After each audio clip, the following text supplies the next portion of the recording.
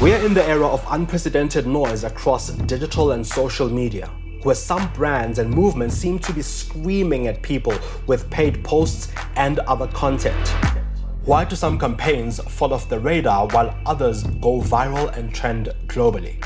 What makes some brands get it so wrong that they offend people and become bad examples of how not to communicate?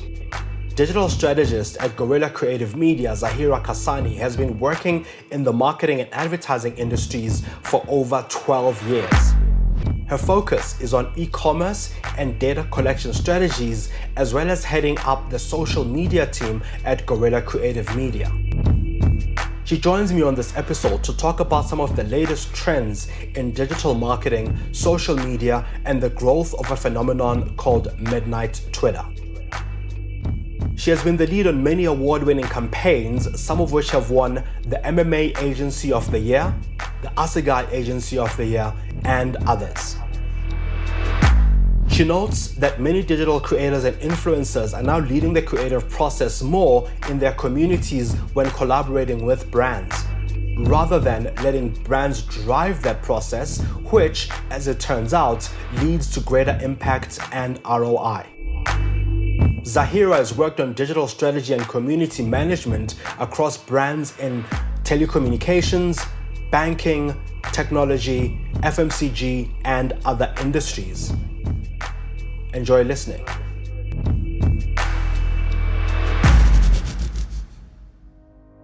Welcome to The Lead Creative, where we talk to the creative minds behind some of the leading brands, businesses, organizations, and top ideas that we all love. Our chats range from building brands, conceptualizing new products, strategy, and building businesses. I'm your host, Mongezi Mtati. Zahira, it's exciting to have you on The Lead Creative. Thank you so much for having me, Mongezi. I'm happy to be here and happy to start this conversation. As a strategist in such a noisy time on digital, where are we creating more content than ever at the moment? And how do we differentiate our clients from a messaging perspective? So I think it's a very exciting time and interesting time for South Africans, Africa, and the globe as such. And, you know, with the move, with COVID hitting all of us in different ways across different countries and stuff, there's been such an increase in digital communication. And brands that are, standing out in this space have actually been able to break through the noise and the clutter and have been able to communicate directly to the consumers, understanding what the consumer needs are and what they're wanting out of their brands during this period in time. And I think that's so important and key to break through the noise and break through the clutter. And yes, it does always come down to, creative and the creative being something very different and something that feels different for consumers, but also being very understanding of the key, insight and key opportunities and moments that consumers are looking for with brands.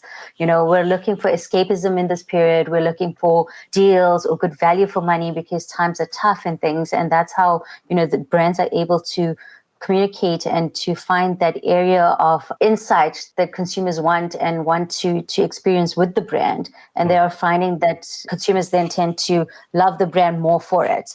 I think it's a very interesting space.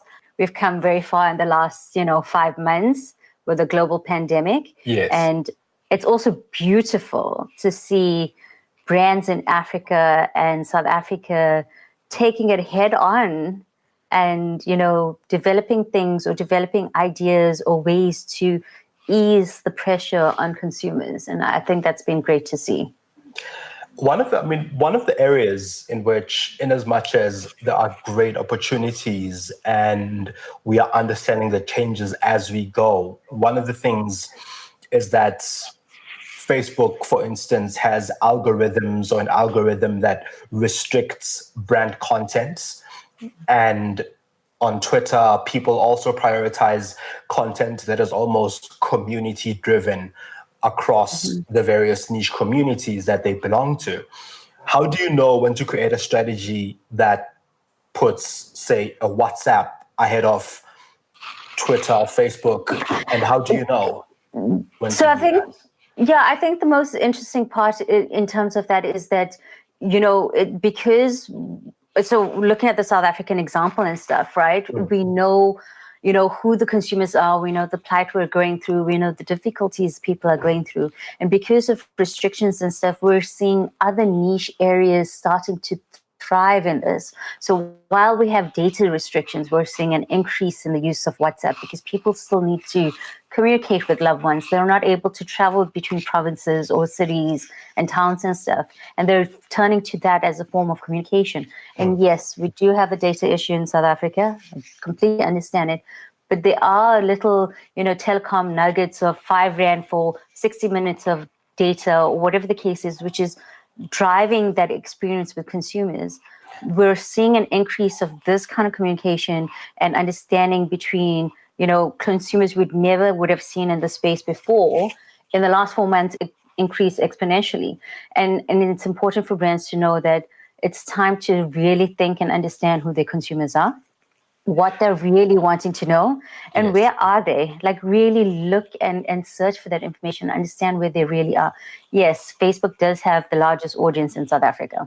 It's a given. It's been around for a while, Yes. Yeah. But that really key integral communication sometimes doesn't happen there. Sometimes it's happening on WhatsApp. Sometimes it's happening on Messenger. Sometimes it's even happening on SMS. And it's understanding, where can I talk to the consumer where they're very familiar with, as well as being able to communicate in the right voice and context for them, that we get the most from them and they get the most from us as brands. With the pandemic, as you rightfully say, I mean, there's been, exponential increase in usage of the web and digital and social media platforms where WhatsApp has seen an increase. When do you, as a strategist or a brand, know when to strike the balance and almost, see where the brand doesn't belong in the space of people communicating, especially now with the pandemic, where people are less inclined to want a brand message, or if they do, the brand message has to be so well crafted that it talks to the need, but it also talks to the consideration of where people are. So, we always talk about, understanding the insight and the human truth on about consumers, and that has changed through the pandemic. So it's understanding what those changes have made to consumers, whether it's government restrictions or movement restrictions or job losses and stuff. And it's understanding and then, finding those little nuggets and information, understanding what's currently happening called midnight Twitter, and who are these people and what are they talking about and what's driving those conversations. In Instagram, which are the influencers that are making the right impact on that platform? What are they talking about? How are they what are they giving to their fans and followers that's getting engagement? It's really being critical and really diving deep into consumer understanding more than we ever have before. We've relied on research that may have come out in 2019 or 2018, and all that's now out the window. The world has changed in such a different way, and we're seeing it even in African countries and stuff, and like Kenya, Nigeria, Ghana. They're finding ways to talk to consumers on the platforms they're on, not necessarily always Facebook. Maybe it's through telecom partners. Maybe it's through the use of Twitter. Maybe it's not even Twitter. I mean, we've seen the increase in TikTok in the last few months. Yes. And we're finding different ways or different places. But consumers want to be given the information that they're, wanting to consume. And it has to be the right context. Brands trying to jump onto the latest trends and stuff sometimes get it so wrong, because we're trying to be part of the trend rather than understanding what the trend is about. Why is it trending? How are people getting involved in the trend? What is the angle then for the brand? Is there even an angle, or we're just trying to be part of a trend? And I mean, some brands do it lovely and some brands get it wrong, and we get so much pushback and negativity from consumers and stuff, because the turnaround from them is that you don't understand that understanding has always been part of advertising. Yes. I think we've sometimes lost it along the way. Yeah. But it's become more critical now than it has before.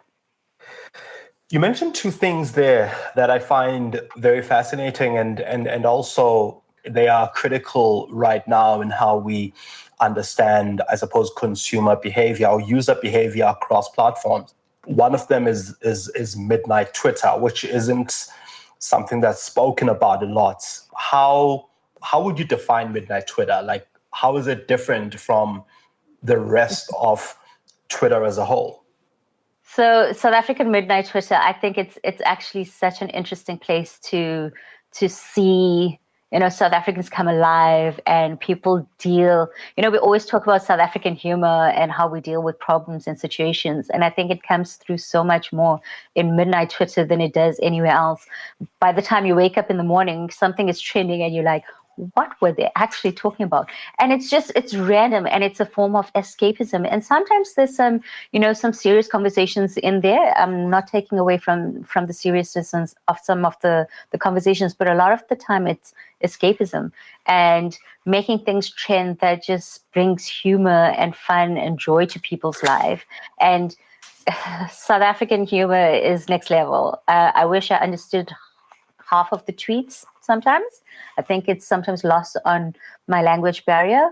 But, what I do understand, and the vernac and the Zulu that I do understand more than anything, it's hilarious. And I wish I could participate in it, but I don't have a funny bone in my body. so it proves difficult. But if you actually look at Midnight Twitter, and it's something that they've actually, this community of people, and I'm calling it a community, but it's quite a large number of people, have created and formed themselves. They call themselves Midnight Twitter. You wake up in the morning and someone's like, Midnight Twitter was off the boards last night. And then you want to go back and find everything that people were talking about. And you'll see some of the trends last like till midday the next day. And you're like, oh my God, this is hilarious. And there are, like I said, there are some serious conversations. We do know there's some difficult period. We're all going through a difficult period, but it is their escapism channel. And if brands understand this and know how to tap into, and we're not asking social media managers to work, early hours of the morning, because that's not the same. But if you are up and you do see an opportunity and there's something that you understand that's very inherent with the brand, learn to pick that up quicker, learn to identify it, and then start having those open conversations with brand teams or, with seniors in your team going, hey, these things are happening. This is what, they're using this midnight Twitter as an escapism. What can we bring to it? How can we help them escape? How can we make life easier for them? Do we do random giveaways that just brings joy to people? And giveaways is bare minimum. Don't quote me on that. Yeah. But it's how do we get that feeling and encourage that feeling and give people that sense of joy? Would this, in your opinion, change how we work now in digital, where people are also coming alive at, call it, odd hours of the night, when office hours, of course, during the day, and then now here comes midnight Twitter after midnight coming alive? Would this change the communication, you think, that brands put out there and when they put it out there, or how they interact and engage? Because the last thing you want is for your brand to have trended overnight while everybody was sleeping and you wake up in the morning to negative news about your brand, for instance. Totally. So, as you were asking me the question, I started laughing in the back of my head, and I was like, coming from community management and social media manager and, and things, that's my background. And I was like, social never sleeps. We've heard that so many times before. Yes. And for me, it's not about brands putting out the comms during that period. It's about understanding what the comms people want and are looking for and being able to use that in the day so that your community manager and your social media managers are able to create and carry that conversation and help, fan that joy versus all the negativity that we're seeing online. And for me, it's not about being up at 12 at midnight. It's not about being up at 3 a.m. in the morning. It's about learning to tap into that feeling and that insight and that sense of what people are experiencing, whether that comms goes out 2 days later. You're so in tune with what people have been talking about or looking for that you're able to communicate to them better. But, like the saying goes, social never sleeps. You put something out even in the day, chances are you're still trying to look at it in the middle of the night as well. So you never know, what that message could be and how that message could land. And that's where I think it comes into just, the strategy part of knowing your audience, understanding what they're looking for, finding that human truth. And that comes to life at any time, anywhere. It's just because things have changed in this pandemic, these midnight Twitter conversations have been created. What is it about people there that's exciting and, happening that you can tap into?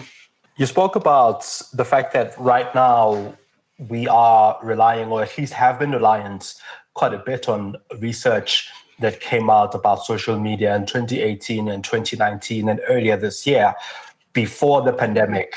So much so that some of this research, except for, I suppose, the numbers of, social media users, a lot of this research has become almost obsolete. How do we then, get to a point of understanding this human truth more closely right now with social distancing, people not, being able to come onto, I suppose, focus groups rather, and have those conversations? If you're enjoying The Lead Creative, please take a moment to share this episode with your network. Please hit subscribe or follow this podcast to get our latest episodes. Enjoy the show.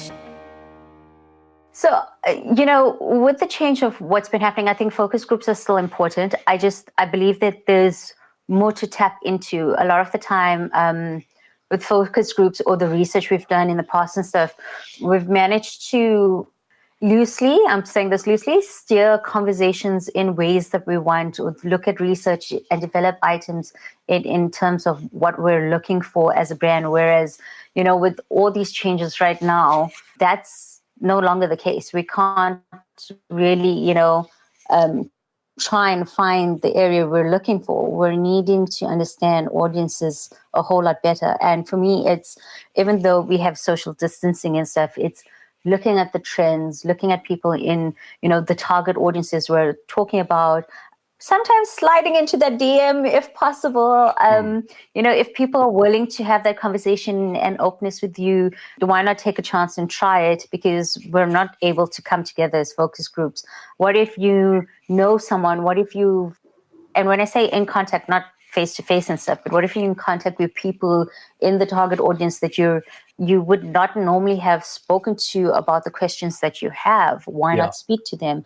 WhatsApp's allowing for video calls. Messenger allows for group video calls. We're on Google Meet and you're able to have a few people in it. There's opportunity to talk to people in different ways. And sometimes it's interesting because when you're in that line to go to get your groceries and you're waiting because, so many people only allowed into a store and things like that, watch people, observe people. Those are key things. We should always rely on the shopper teams, observing consumers' interactions and buying habits in store.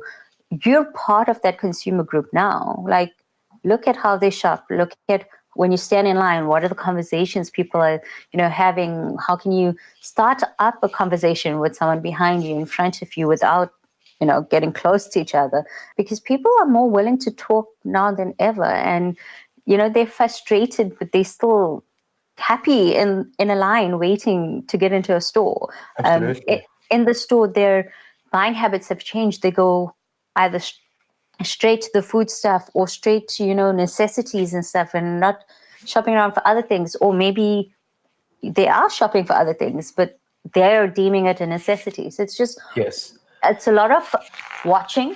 It's also a lot of starting up conversations. It's no more focus group types of conversations. That being said, there are quite a few ways to do focus groups studies still during this period. And I know a lot of people are doing it, like Hunter and stuff like that. Yes. But it's now being, as a strategist, really opening your eyes. No more relying on just the research you get given. And some great strategists out there go this extra step, and now we're being forced to do that extra step. And I think that's going to be critical. One of the parts that you do very well, which is part of your role at Guerrilla Creative, is looking at data collection strategies. What is that showing you right now about user behavior and I suppose the types of conversation you're having? I mean, research is obviously pointing to the fact that people are now shopping more for necessities than anything else, and necessities are becoming a prime part of the conversations that we are having, and pricing also around these necessities. What else are you seeing from, I suppose, your data collection that has changed or is changing about consumer behavior? It's interesting that you say that, because a lot of the FMCGs that we work with are catering to what was deemed previously as lower LSM, so lower living standard measure group, communities and stuff, and what you deem in South Africa middle to lower income households. And the data is proving very interesting right now in terms of even this lower income households, while they still do their mass like shopping or mass purchases end of month, beginning of month, when they've been paid and things, they're also looking a lot on their deals. They're looking for ways to, if it means that they need to purchase something online, they're trying to learn and understand how to do that purchase online if it means I'm getting a better deal. I'm not going to lie about it. We know with current situation, current economic strife, people are looking for the deals. But we're seeing quite a bit of data where people are willing to be open-minded about moving into the e-commerce area, where previously, even last year, unless you were like higher middle to higher income brackets, you were too scared to shop online. You were too scared to even think about putting, your credit card details online. Take a lot, Take a lot, Mr. D. People who've opened up the aspect of you can order online, and when I come to deliver, you can pay, have been proving to see more success than some of the other areas. Still, lower to middle income groups are still doing their purchase in store, end of month, beginning of month, but are using the opportunity through the month to find those bargains, to go to the specific store, because they will get more bang for their buck than anywhere else. Yes. It is a tough situation. We would think, when we're looking at data strategies and stuff in the last 2 years and stuff, we were seeing different kind of uptake in things, whereas 5 months, in the last 5 months, things have increased exponentially or changed considerably. Yeah. And now it's a matter of being able to tap into that understanding. People are willing to sign up, give their details, be part of something, understand something, know the community, know the brand, as long as they're getting something back for it. And sometimes that getting back is that, you're getting a coupon, and when you go end of month, you can use it at Pick and Pay, Checkers, ShopRite, Spar, all the big places I go to. And that's where then you're finding them through the month looking for that deal to be used when they do the end of month, shopping. So that open-mindedness and the call it education job of e-commerce is almost becoming easier now. It has become easier with people understanding the value of stretching their buck. Totally. It's so funny because you're also very familiar with this for the last 5-6 years, maybe even longer. I think we've heard data strategies and e-commerce get thrown around so much. We know, we've worked on brands previously who've been trying to push e-com, and then there's been slow uptake and no-goes and, really hard. And then, the data is showing us that they're looking at being more open-minded about it, looking at signing up for stuff or being part of things that allows them to, through the month, look for specials. So end of month shopping becomes more important and more, beneficial to them in the long run. What's interesting though is still, we're not tapping into the poor rural communities. And I think that comes through more data being opened up to them. That being said, rural communities have taken to WhatsApp quite significantly. So you've got the WhatsApp groups with, what we call the ladies getting together and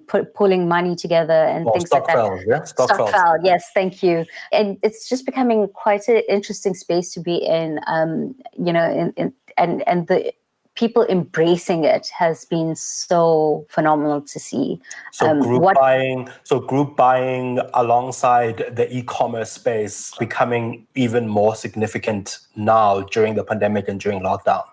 Exactly. And we saw, in the last few years, we've seen brands like Takealot and stuff do so well with the e-coms in, the higher income brackets and things like that. But we're even seeing that now with them opening up a lot of their basic necessities like, dishwashing soap and stuff. And people, it's starting to appeal to people in that sense. And, if they're looking at the deal online and they're finding it worth their while, they're trying to learn and understand how they can get it. Whereas before it was taking us 5-6 years to try and get people, comfortable with even putting bank details onto these e-com platforms. The lovely feature of being able to also pay when you get delivered, the delivery has been a good move by a lot of the e-com brands online, because they're starting to understand people are worried. They are concerned on data security and safety and things like that, and are not always willing to put their card information. So they've adapted to that quite significantly, and I think that's been seen quite a bit. Just on WhatsApp groups themselves, there's little fruit and veg communities that I've seen crop up in Durban and Johannesburg going, hey, I've got these fruit and veg for sale at these prices. We deliver within this range at this cost. And people are taking to it. It means it's coming home to them. They're safe at home. They're not having to leave their houses. But at the same time, they're getting the bare necessities that they need.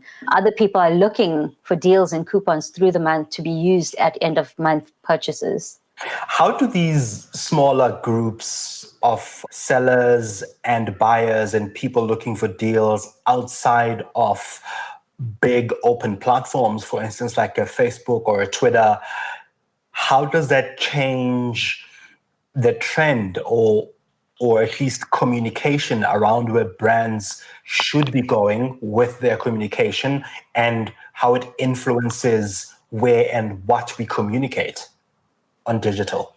I think it also depends on the brands. A lot of the brands we're familiar with are quite big brands and stuff, so the communication tends to differ quite a bit. But you're looking at even the bigger brands understanding WhatsApp groups and WhatsApp communities and tapping into the stock files or tapping into being able to bang through WhatsApp and things like that. I think that's Capitec and even FNB and Standard Bank and stuff like that. So they're understanding that their consumers are looking at different spaces and they are communicating in those spaces. When it comes to, creative and things like that, the beauty of these other, dark social platforms is you're able to share that. You're able to listen. And we, I always back in the day, we always made sure, and even right to this day, we made sure that, any images you put up on Instagram, Facebook, Twitter, whatever, has your logo and stuff, because people take that and share it in dark social. That's always been the case. It's always been there. But, it's now for brands to understand how to tap into that a little bit more and tap into it better. It's still going to take some time. I don't think anyone is really proficient in that.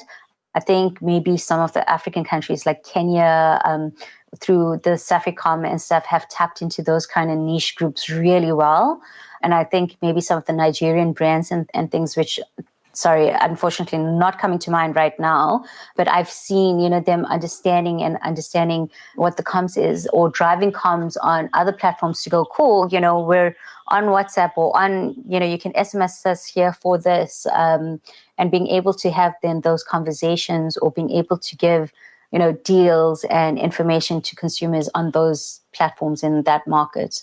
I know we've seen quite a few case studies in previous years around, some of the Safaricom's and the beer brands, or even MTN in Nigeria and stuff, doing that really well. And it's now starting to grow, I think, across the African region in that sense. With more and more people now adding the word influencer on their profiles, how do you determine who to collaborate with and who is relevant in various spaces where you have to do work with influencers? So for us, when we're looking at influencers, we're looking very closely in terms of, what the brand stands for, what we're trying to communicate, who we're trying to communicate with. And then you're looking at then finding people in those areas, but also looking at, are those people, are their followers and fans really from the areas we want to communicate in? Are the engagements coming from those? Are they real, fake? There's so many also various tools and resources out there, making use of that. But ultimately, it's up to the agencies or brand teams and stuff to really, start looking in depth into these people that are deeming themselves influencers. Sometimes your nano influencers, so the guys with really small followings and things, are getting you more value than the guys who are mega influencers with millions of followers and things like that. Because each area has a defined objective. So like you're looking at mega influencers when you want to get awareness about your campaign or awareness about your creative or, special or whatever. But when you really want to tap into markets and stuff, you're looking at your nanos and micro influencers who are able to engage with the communities, and the brand also being able to engage with those communities through those influencers. It is very important to really investigate the people you want to use. We've always tended to see a lot of brands go with mega influencers, and it is good for that brand because it brings a face to that brand. It's like a brand ambassador and things. But when we're wanting to tap into that real community feel or real engagement and really want to get an outcome from something, start investigating the smaller influencers, see who they are, what their communities are talking about, what they're talking to with their communities, what are the engagements coming from that. What I've seen beautifully is some influencers lately looking at the communities, asking them to help, what should they create next? What should they do next? Which is such a great space to be in because it means you're giving power to the people as such, and they're then creating stuff for them, which then sees higher engagements, higher levels of views, higher trends coming from it. I find that very fascinating. It also feels a bit like going a few years back and, going to the first round of, bloggers and influencers and creators who existed then. Yes.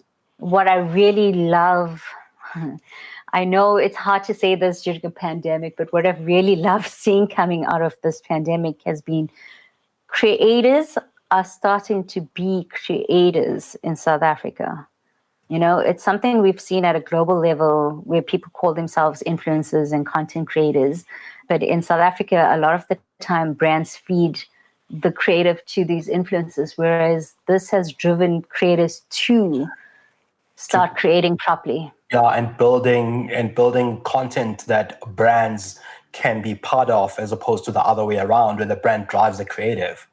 Exactly. And it's also great because a lot of people have been upskilling themselves. And I think that is such a beautiful thing in this time and climate to see come from it, because I always believe in the strength of people learning and pushing themselves further. And whereas before, like you said, brands led that creative, here content creators and influencers are leading that creative, which is nice. It's a great space to be in. And it means you're getting more authentic content. From an influencer perspective, Zahira, on closed platforms like WhatsApp, I mean, I've seen videos that have been shared with me and many other people across my circle that only exist seemingly on WhatsApp and nowhere else. And these videos go viral, if you will, across WhatsApp on a one-to-one basis. In that space, how do you measure campaign impact? It's a hard place. It's a question a lot of brand teams and marketing teams always are asking, and they're asking that out of digital as a whole all the time. What's the ROI, how we're measuring it, what's the impact and things. And it is very hard.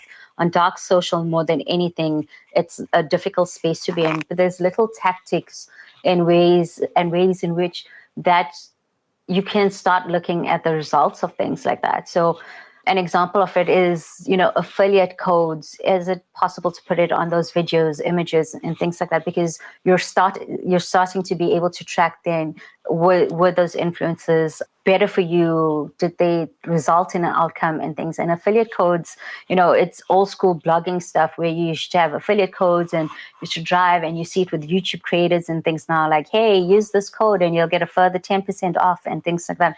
And that kind of starts being able to measure the success of things in dark social.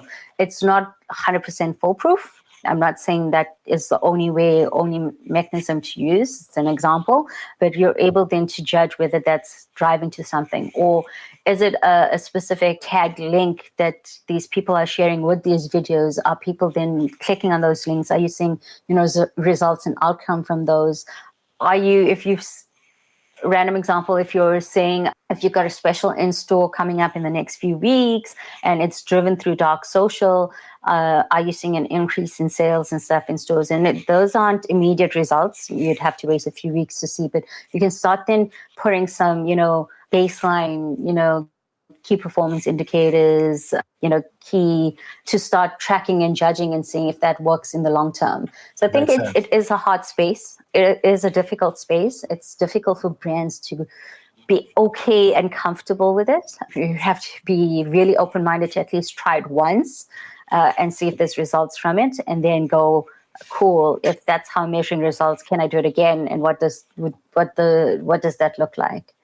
There is no foolproof ROI on a lot of things, especially dark social, but there are little mechanics that you can use to start tracking and judging.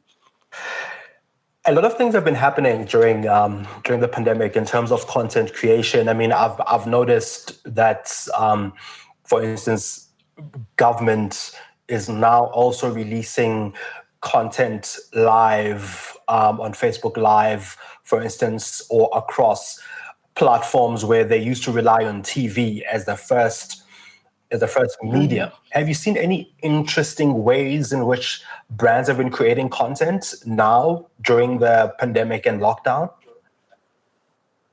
So, we've seen some interesting ways in terms of quite a few brands taking to live streaming and stuff more than they've ever had previously. And a lot of people tapping into that live streaming. And I think you see it, like you mentioned, I think you see it really, come alive with the government team, which have totally surprised me. I've worked with them previously or in previous, agency work life and things like that. And they were always slow to the uptake on it. Absolutely. And during this pandemic, it's been phenomenal, the stuff that they've done and the way they've moved forward in terms of the digital space. It's great to see. And I think you're seeing that also from brands who were very reluctant previously to look like at Instagram Live or Facebook Live or Twitter Live, who've now taken to it quite quickly, or have done webinars, or have done, group call sessions with, marketing teams or brand teams or product R&D teams or influencers and stuff. And I think it's such an interesting space to be in. And that got built and turned around quite quickly when we first went into lockdown, because we're all familiar with the level 5 restrictions we went into. And now it's like, cool, we've seen a lot of those live sessions. What's the next, thing we can tap into, because people are a bit fatigued, or data restrictions are now, being more realistic because no longer we're sitting at home. Some of us still have to go out and work and whatever, or hopefully working. But yeah, so, just looking at the government as an example where, as you said, they relied on SABC, for their news. We're doing a live Zoom call and it will be broadcast on SABC, and I love the fact that they're becoming more 360 in their digital comms. Yeah. And brands are starting to do that as well. We've seen a few brands who put out messaging through their social platform, and then you're watching TV and you're like, there's the TV ad, but I didn't know there was a TV ad because I saw all the comms on social. And now I'm like, oh, cool, let me check it out. And then in store, I'm seeing, similar communication and stuff. And yes, there's always been, through the line campaigns and things like that. But the coming together of the different platforms or the news channels and live sessions and content that's been created has been actually quite phenomenal to see. If we've learned one thing in 2020, it's that strategies can no longer be created a year or 6 months in advance. Social media has become even more immediate than ever now. Does this change how we'll plan going into 2021 and 2022 across digital and beyond? I think it does. Like you said, you can't do a strategy like 2019 strategy and hold it for 2020. That didn't work. Didn't work for a lot of brands, and brands who couldn't adapt and realign their strategies in 2020, had a lot of problems and a lot of issues, but are now slowly coming to the fore. I think what we're looking at going into 2021 is that we can build the foundations. We can take the learnings from this pandemic, the learnings from consumers, the way the trends are now going, to build the foundation of those strategies going into next year. As you start building that foundation, you're able to find what's that, insights for your brands, those human traits for your brand, and then look at it in terms of what your communication plans are for 2021. It's very interesting in that, we used to plan at least 6 or so months in advance. How does this change the content planning side? Because once again, the month-long content plan for social media has also changed dramatically. Or do we use the same format there where we put the foundations down and not the whole plan? But brands sometimes expect the whole plan. And it's a bit of a training situation with brands, right? It's a training situation to go, cool. I would definitely still have the foundations. I think the foundation is a great place to start. But the big thing I would also push with brand teams is this is the starting point, but each week we're going to reassess it, and if something doesn't fit, we're going to change the foundation. And if we change the foundation, know that the content is changing. That being said, if you've created a month of content for brands, and because that's still what they're very inherently know and understand, and you've trained them for that. The bottom line is being able to go, cool, this is your content plan. But if anything changes, we're giving you a call in the morning and we're updating this plans, and we need reverts within the next so many hours. And it's trying to make them understand that it's an ever-changing society. They will be familiar with that. These 5 months have taught them to be able to adapt and be more agile than ever. So it's making sure that they're aware of it. And, it's great. Send them the month of content plan, send them the foundation, but send them with the caveat going, hey, cool, you've got this. But no, we will be always, assessing and checking it, because anything can change, anything can happen. We know when we were running a few brand campaigns, when the president's going to speak every Sunday, we learned to pull it. Hey, every Sunday for the last few weeks, he's been giving a talk. So this coming Sunday, we're not putting stuff out then. We rather hold it or put it the day before, or change it or make it earlier in the day so that it doesn't impact when the president decides to talk. But also, we're not going to put it on the Monday, because depending what he says, we may have to change this content. And it's being able to manage those expectations. It does put pressure on agencies and creative teams and things. So it's a little bit of understanding how to manage those. And sometimes things that have been planned or done don't need to change. So then it's fine. But it's always knowing and being aware of the current situations. Zahira Kharsany, thank you very much for making the time. I think that's a great place to close on. Be agile and more adaptable, create the foundations, of your strategy rather than plan a year-long or 6-month-long strategy. That was very interesting. Thank you for joining us today. Thank you for having me, Mongezi. I look forward to listening to the rest of the podcast series. Thank you for listening to The Lead Creative. Did you get one insight that's worth sharing from this episode? Please share it with a friend or anyone who might like it. Pop me some of your ideas and innovative finds on Twitter @Mongezi. This podcast is available on Spotify, Stitcher, Google, Apple, or wherever you listen to your podcasts. This podcast is also hosted on iafrican.com/radio. You can find me and more of my content on mongezi.com.